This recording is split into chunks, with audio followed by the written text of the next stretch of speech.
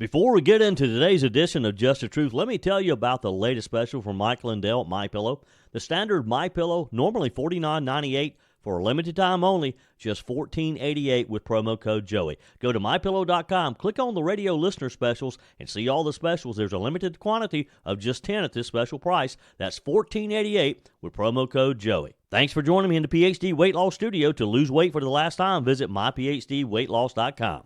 Breaking news last night, U.S. Central Command announced that it had carried out a series of airstrikes on ISIS targets in central Syria following the collapse of the Bashar Assad regime. We have the latest details for you. President-elect Donald Trump sat down with NBC's Meet the Press this weekend, and let's just say he didn't hold back, especially when it came to his thoughts on FBI Director Christopher Wray. Also, President Trump's pick for Secretary of Defense, Pete Hegseth, is still facing resistance from within the GOP members of the U.S. Senate. He heads back to D.C. this week for more meetings with senators to make his case for confirmation.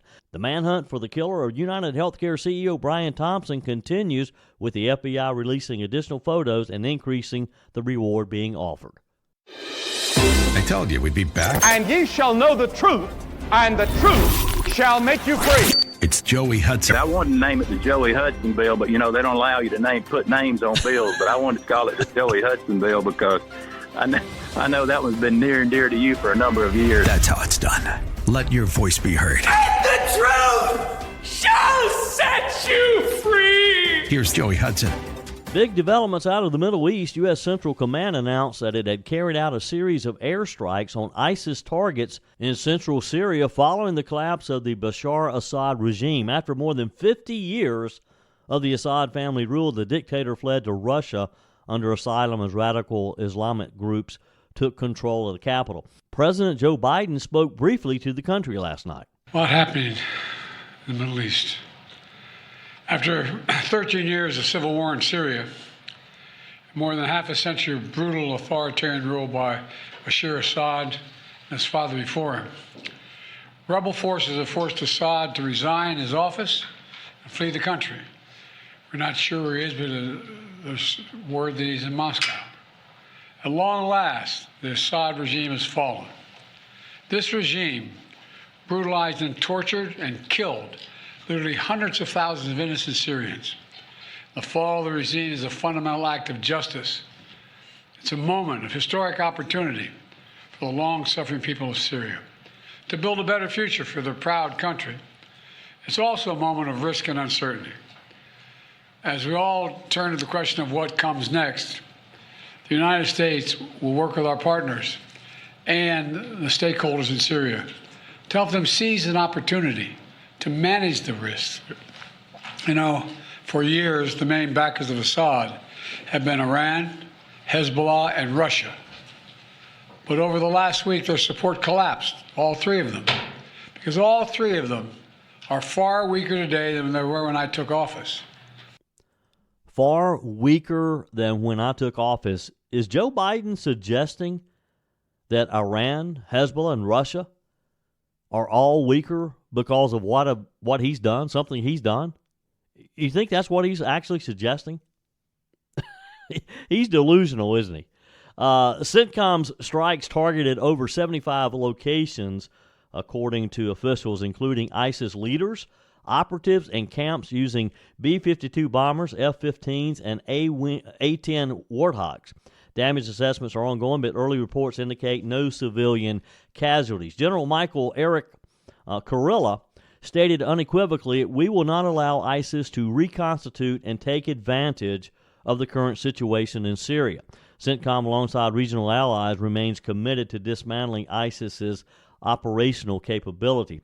Secretary of State Antony Blinken called this a moment of hope for the Syrian people and emphasized the U.S. support for a peaceful transition to an accountable government. He blamed Assad's downfall on his refusal to engage in a credible political process and his reliance on support from Russia and Iran. Blinken warned all actors in the region to respect human rights and avoid targeting civilians, signaling that the U.S. will hold Assad's backers accountable for atrocities, including the use of chemical weapons, which they have used in the past. This is a dynamic and a very dangerous period for this region, and the U.S. is making it clear that ISIS will not be allowed to exploit the chaos, and I'm just hopeful that they will stick to that. President-elect Donald Trump sat down with NBC's Meet the Press this weekend, and let's just say he didn't hold back, especially when it came to his thoughts on FBI Director Christopher Wray. Now, we all know that Trump appointed Wray back in 2017. He probably thinks it was a mistake, but it's clear that relationship has gone off the rails. And honestly, can you blame him? During the interview, Trump laid out his plans. He said, I quote, "He invaded my home. I'm suing the country over it," and basically said, well, what do you expect? Here's the exchange. Are you going to fire the current FBI Director Christopher Wray, who you appointed? Well, I can't say I'm thrilled with him. He invaded my home. I'm suing the country over it. He invaded Mar-a-Lago. I'm very unhappy with the things he's done. And crime is at an all-time high. Migrants are pouring into the country that are from prisons and from mental institutions, as we've discussed. I can't say I'm thrilled. I don't want to be Joe Biden and give you an answer and then do the exact opposite. We're going to talk about so that. I'm not going to do that. What I'm going to say is I certainly cannot be happy with him. You take a look at what's happened. And then when I was shot in the ear, he said, "Oh, maybe it was shrapnel." Where's the shrapnel coming from? Is it coming from heaven? I don't think so. So we need somebody to straighten. I have a lot of respect for the FBI, but the FBI's respect has gone way down over the last number of years. Don't you have to fire him in order to make room for Cash Patel if he is, in fact, confirmed? Well, I mean, it would sort of seem pretty obvious that if Cash gets in, he's going to be taking somebody's place, right? And somebody is the man that you're talking about. Trump was, of course, talking about the now infamous FBI raid on Mar-a-Lago. And you think about it, I mean, a president had his home raided by the FBI. It was an unprecedented move at the time. It's left a permanent stain on the Bureau's reputation. Trump made it clear he's not thrilled with Wray's leadership. Respect for the FBI has plummeted, and Americans are rightfully asking questions about political bias and corruption at the highest levels. We know it's happening. We know that if, in fact, Christopher Wray and some of the leadership team that he has put in place, if they remain in place, they're going to be watching over Donald Trump's shoulder every step of the way. They're going to be disruptive to the new administration. But it wasn't just the raid that Trump is upset about. He pointed out the rising crime rates and the chaos at the southern border, which Christopher Wray has just set back. And I know it's not the FBI's sole function to protect the border, but they play a role in investigating crime around the country.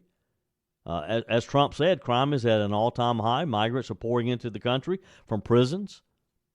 From their countries don't want them there because they're bad people. These are issues the FBI is supposed to be addressing under Wray's leadership, and it's not happening. And then there's the comment about the assassination attempt, where Trump was grazed in the ear during the attack in Butler, Pennsylvania. Trump took issue with Wray's downplaying the situation, saying, as you heard, the shrapnel, where'd it come from? Out of the sky? And Christopher Wray actually said that.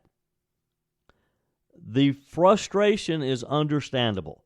When the head of the FBI can't seem to grasp the severity of an attack on a former president, you know there's a problem.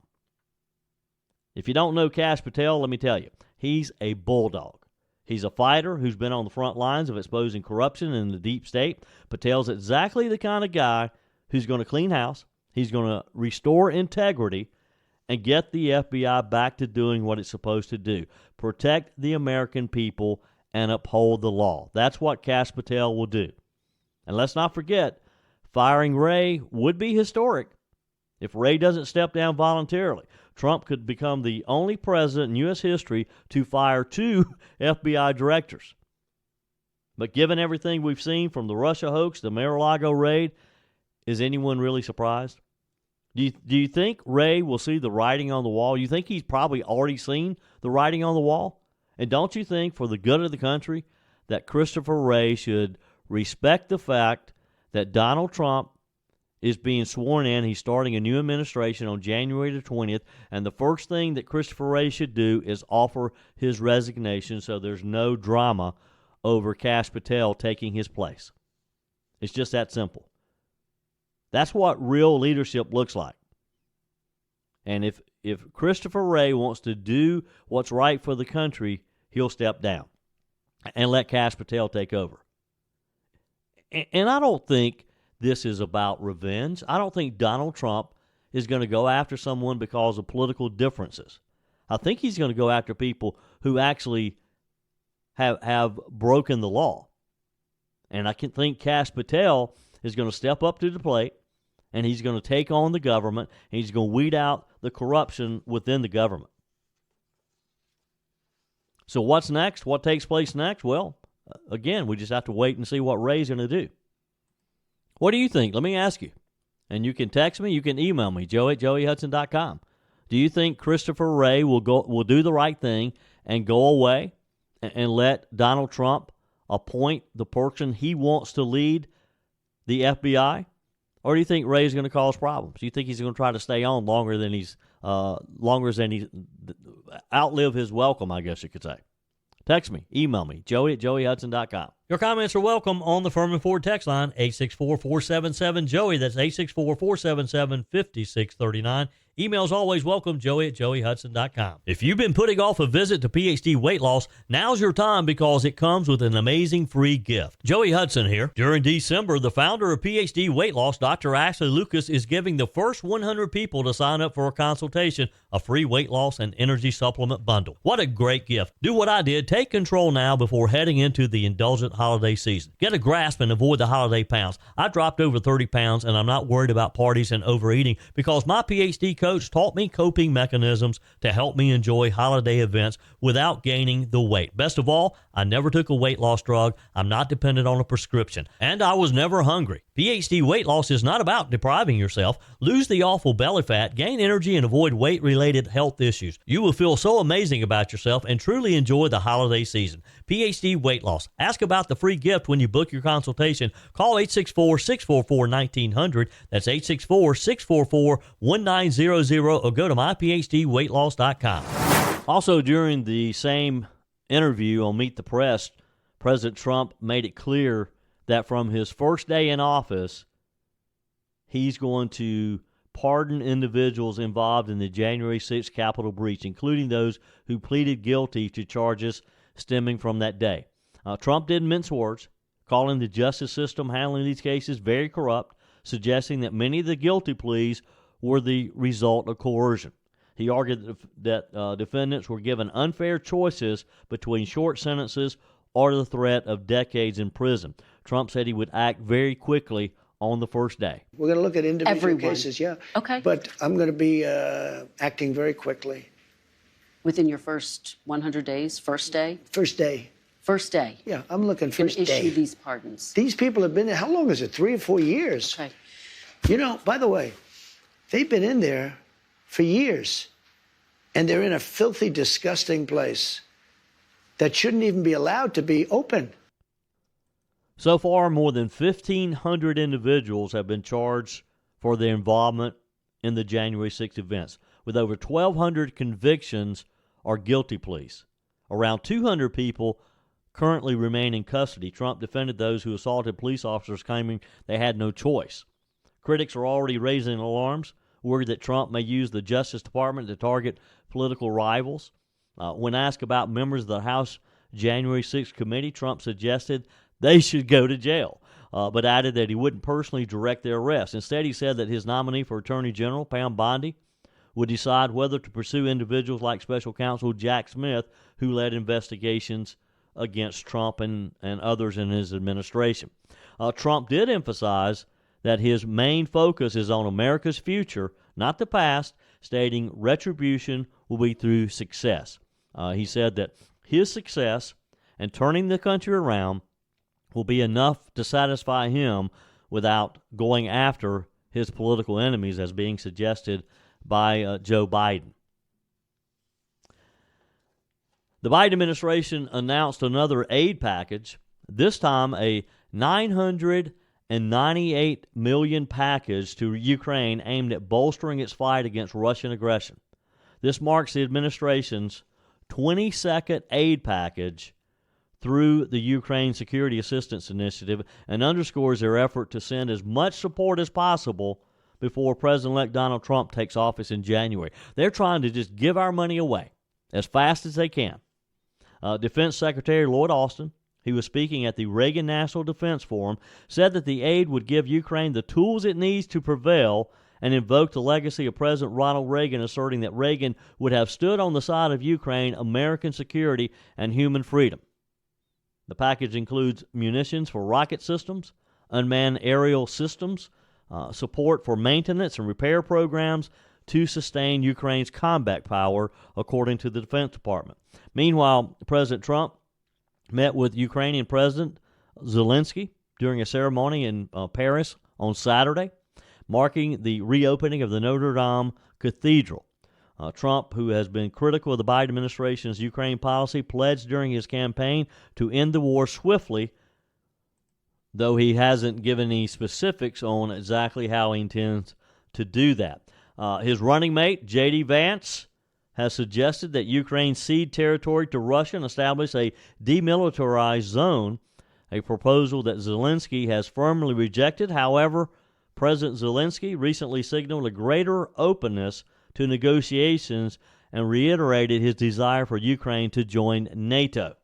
On Capitol Hill, House Speaker Mike Johnson rejected Joe Biden's request for an additional $24 billion in Ukraine funding, stated, "It's not the place of Joe Biden to make that decision now. We have a newly elected president." Speaker Johnson made it clear that Congress would follow Trump's direction once he assumes office. Now, isn't this crazy how the Biden administration is just trying to push to send billions more to Ukraine before he leaves? It's what's wrong with our government.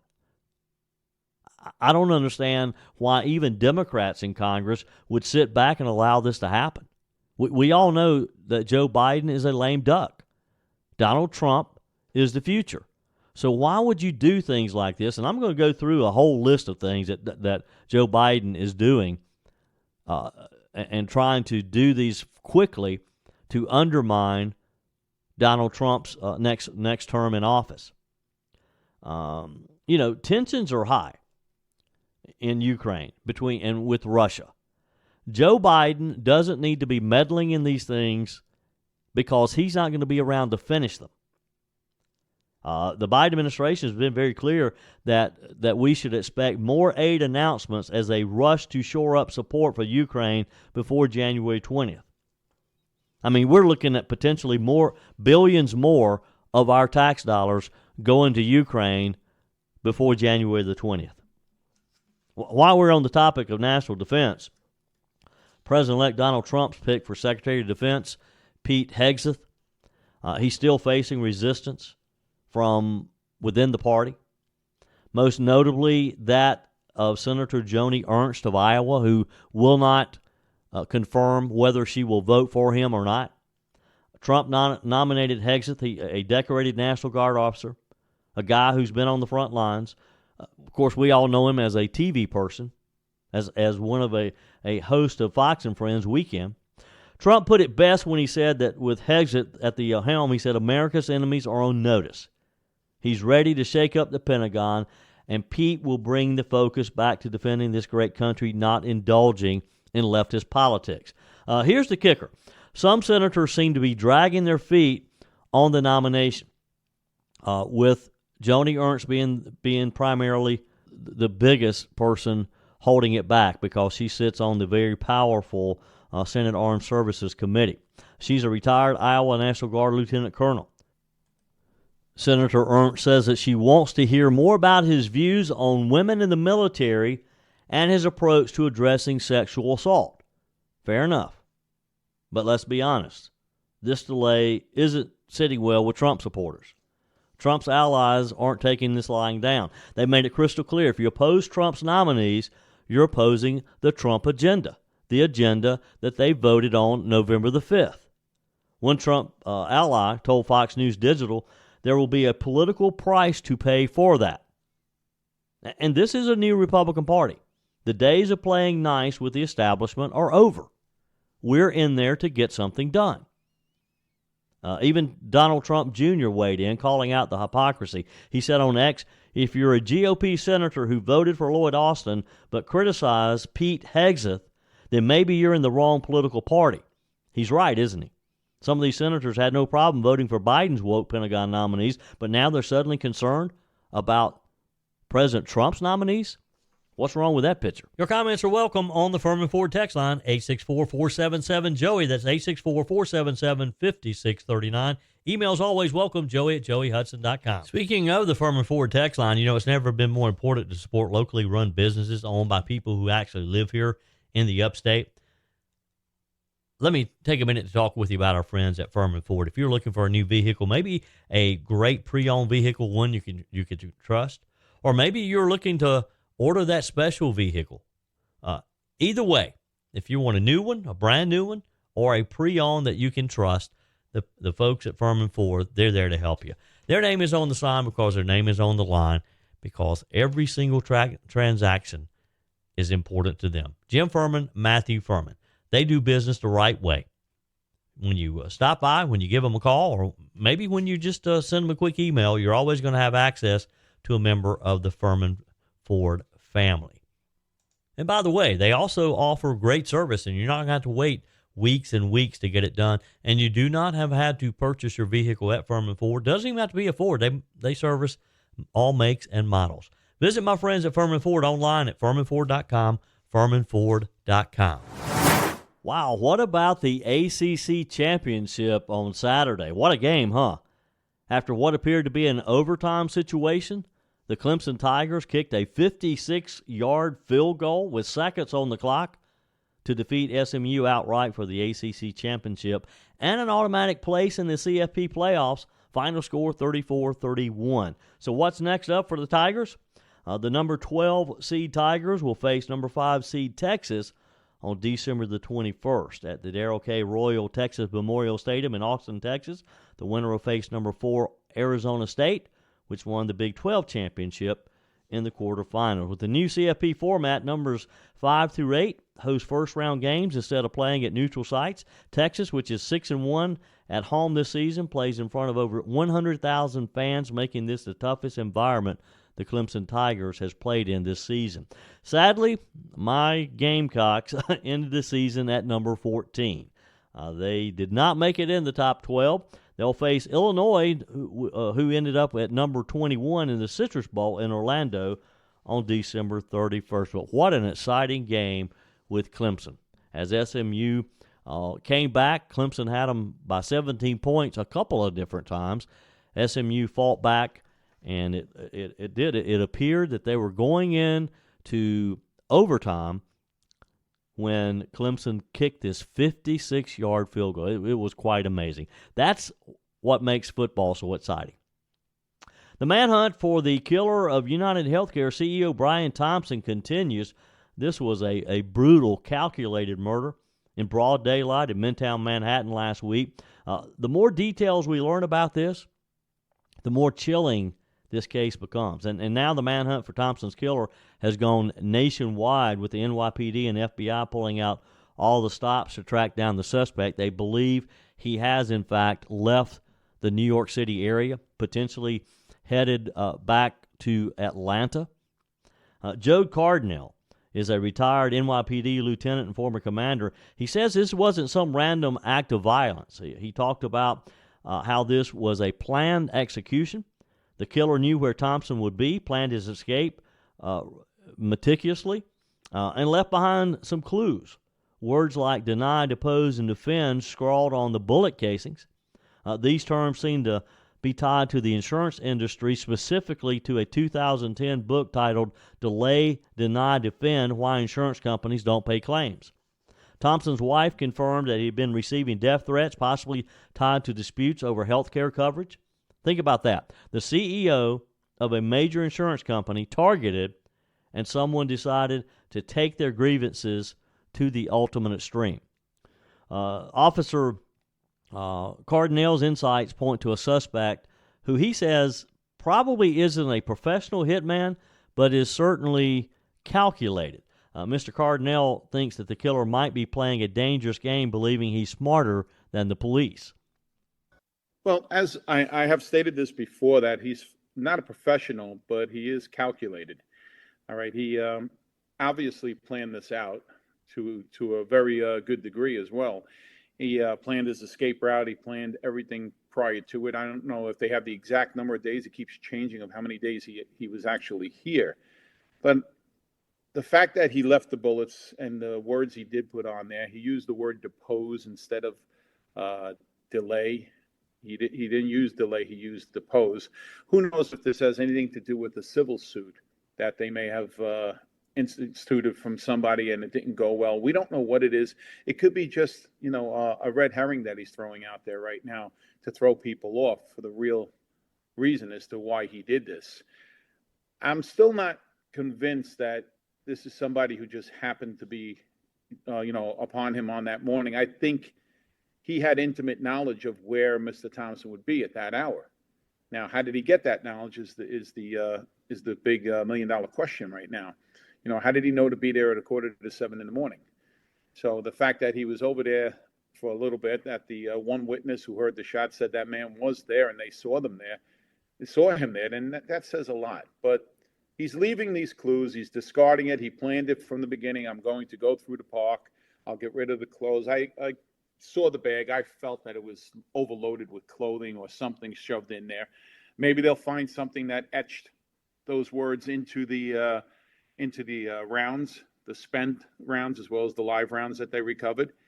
I said, maybe that's the thing that they may find. Maybe they found something at the hostel. But people have to be patient. These things just don't come 1, 2, 3. I mean, it looks like that on TV. All right, when the fact is, oh, look at him, he's going through the park. But this is days later that they're finding this out through the videos. He did this in a matter of, like an hour, and he's gone. He planned his escape. He's gone while they're still retrieving all these videos. So there's a lot of second guessing going on, but the NYPD is doing a bang-up job with this. They reached out to the feds, and rightfully so. It is kind of mysterious the way this guy has done some things. I mean, he appears to have known, of course, that there would be video cameras in the area. He did make an attempt to hide his place in several public places. The Starbucks, just around the corner from where he committed this execution-style murder. The front desk at the hostel where he stayed, he evidently was flirting with the clerk at the desk who checked him in and uncovered his face as he was talking with her. But he also seems to be, just as the detective said, playing a game with police. And ultimately, he's going to lose that one. Because it's this type of arrogance, this need for recognition, and I think that's part of it too. He wants to become a household name, and he's going to be a household name when they arrest him, because they'll find him eventually. You don't do what he's done and leave the clues that he's left and not be caught. Not in modern days. Criminals crave the attention. They want to send a message. But as the detective pointed out, the arrogance often leads to mistakes. And when this guy gets caught, he's going to have his moment in the sun, but it's probably not going to be what he expects. Some folks are wondering why the NYPD and FBI haven't released the suspect's name. The detective explained that the public is on a need-to-know basis. Investigators are walking a tightrope here. They need to give us information to catch the guy, but just enough information to catch the guy. And so I don't know if they don't know his name or if they know it and they're not releasing it for a reason. The search is now expanded across multiple states. The FBI is offering a $50,000 reward now. It started out a $10,000 reward with Crime Stoppers in New York. Now the FBI is offering $50,000. They're asking people if they recognize him or have any information about him to call 800-577-TIPS or visit Crime Stoppers' website.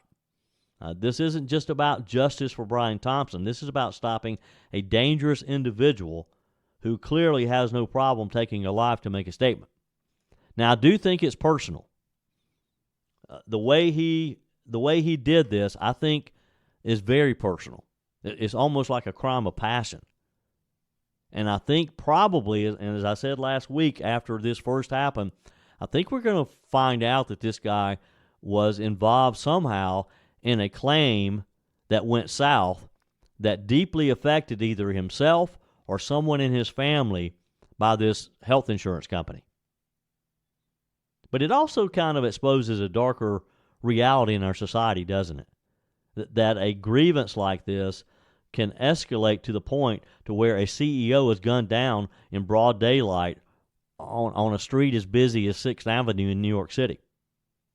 Whether it's frustrations with the healthcare system overall, or just people don't care about violence anymore. The fact that someone felt emboldened enough to plan this and carry out this attack should be a wake-up call for all of us.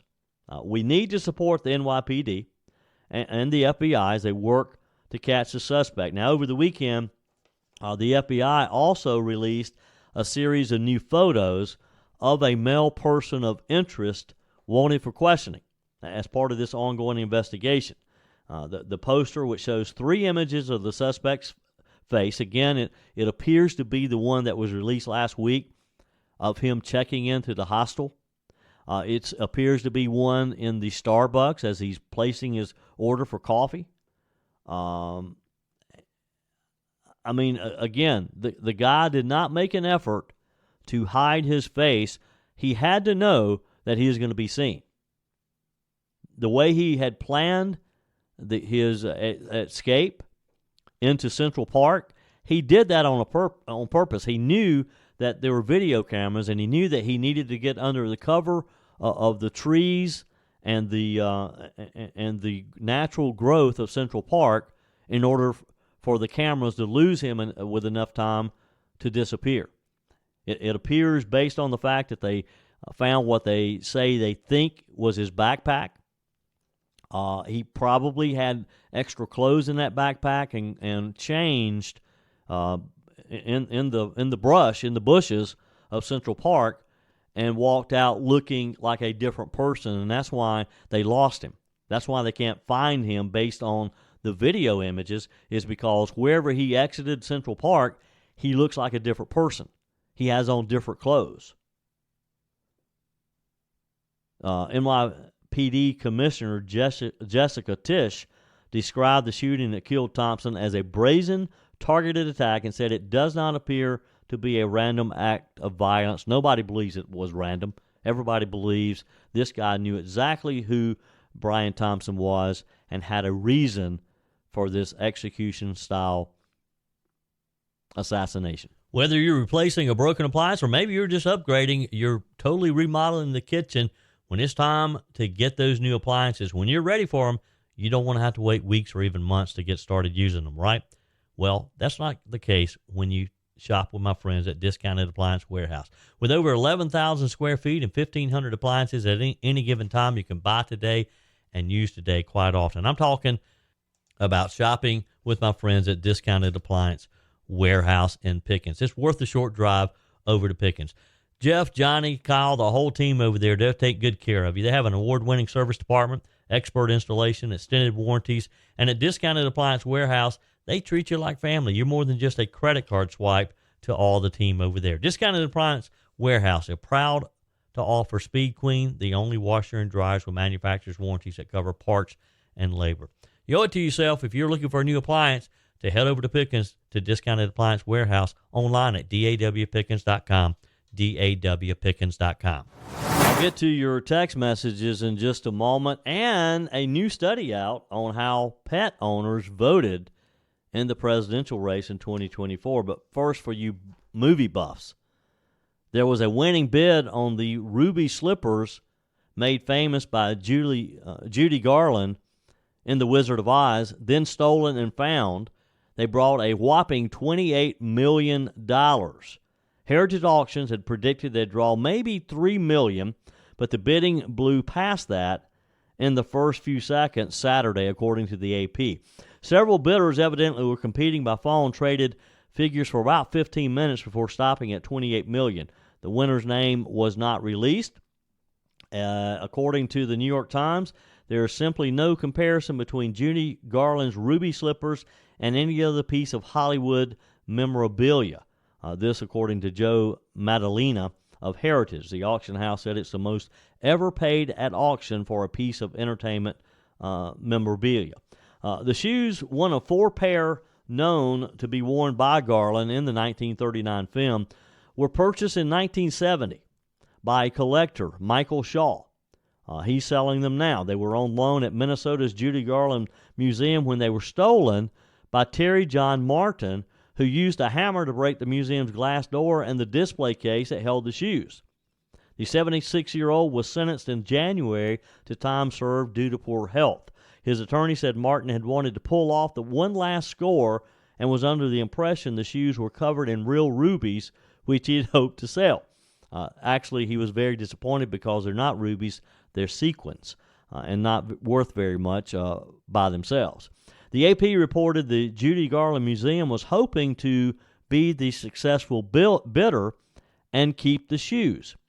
Grand Rapids, where the museum's located, raised money for the slippers at its annual Judy Garland Festival. State lawmakers had also set aside $100,000 to contribute to the purchase of the slippers. $100,000. They brought $28 million.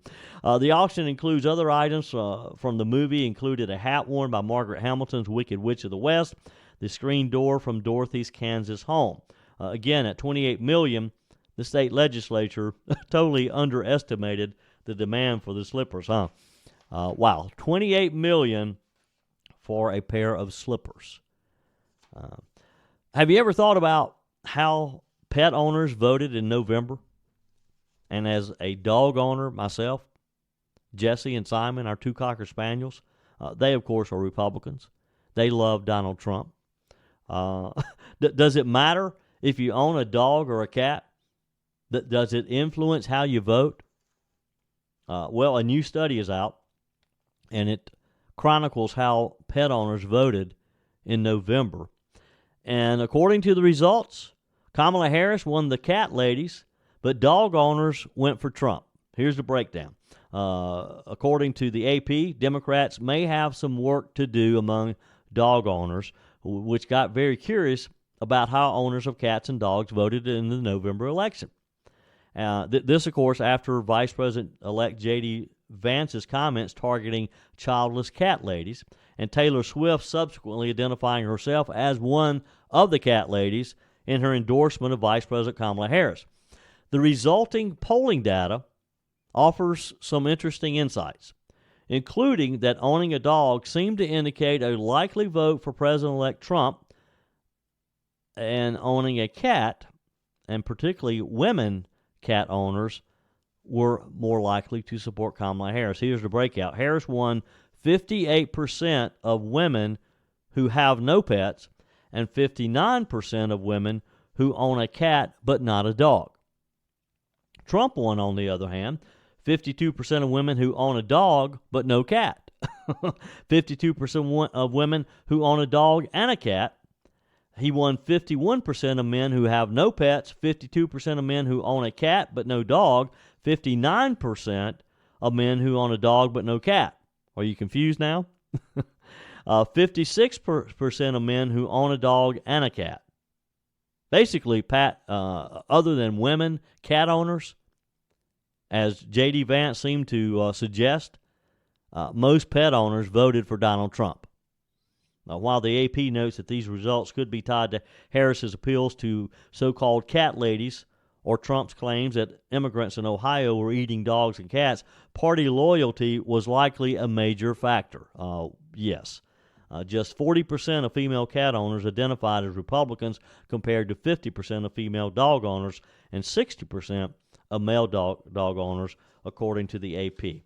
So, just saying. On the text line, Tony writes, Joey, Governor DeSantis would be a great replacement, but that means voting a new governor in Florida, and DeSantis has been great for Florida. does that mean that he would nominate someone to take his place for the rest of his term? If so, Casey DeSantis would be a great replacement. I don't think he can nominate his successor, or I don't think he can nominate his wife to take his place and survive. Maybe so. I don't know. What do you think about that? What do you think about the governor appointing his wife to serve out the rest of his term? Ace writes on the text line, "Hello, Joey. I personally had several surgeries that went a lot longer than originally planned. It happens. Blue Cross Blue Shield is all about the money. They go out of their way to deny payout for most charges. I left Blue Cross Blue Shield because everything was a battle with them. Have a great day." And this is in reference to the story last week. Actually, it was Friday, I think. If you didn't hear it, go back and listen to Friday's episode. You can listen on the Odyssey app. You can listen wherever you listen to podcasts. Just search for Joey Hudson, Just the Truth. But Blue Cross Blue Shield, Anthem Blue Cross Blue Shield, had proposed that they would only pay for a certain amount of surgery or time for anesthesia. So during the surgery, if the surgery went longer, then they would no longer pay the remainder of the anesthesiologist his fee. And this, of course, upset a lot of doctors, upset a lot of patients.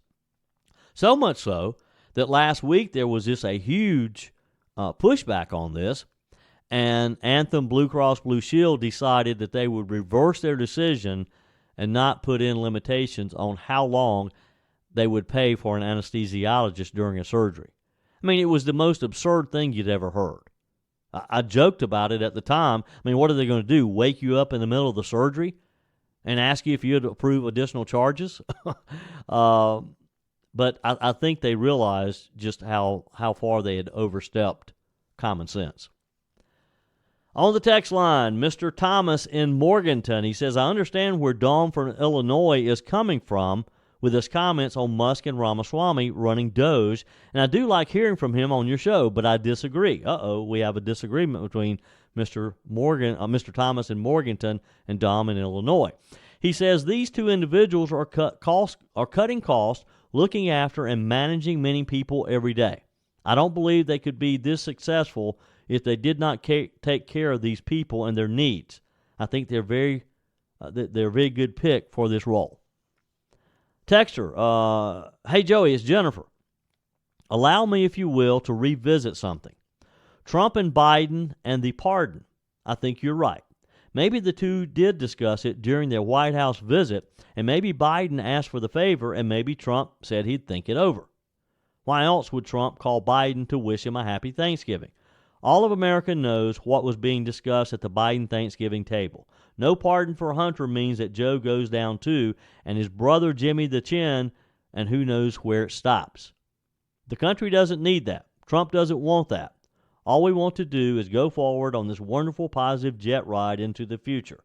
So maybe Trump's Thanksgiving call was to say, you go ahead, Joe. I'm not going to, but you go ahead. Maybe so. That may be exactly how it played out, Jennifer. Could be. That's it for today's show. Tara's up next, followed by Mike Gallagher, and Mike is back this week. He was on a cruise last week. I had a great time sitting in for him. Followed by Bill Frady, Charlie James, and Mark Levin wraps things up. We're back again tomorrow at 5 a.m. for your first cup of coffee on Sunrise, Carolina. Until then, remember, folks, God's got this. He's still in control.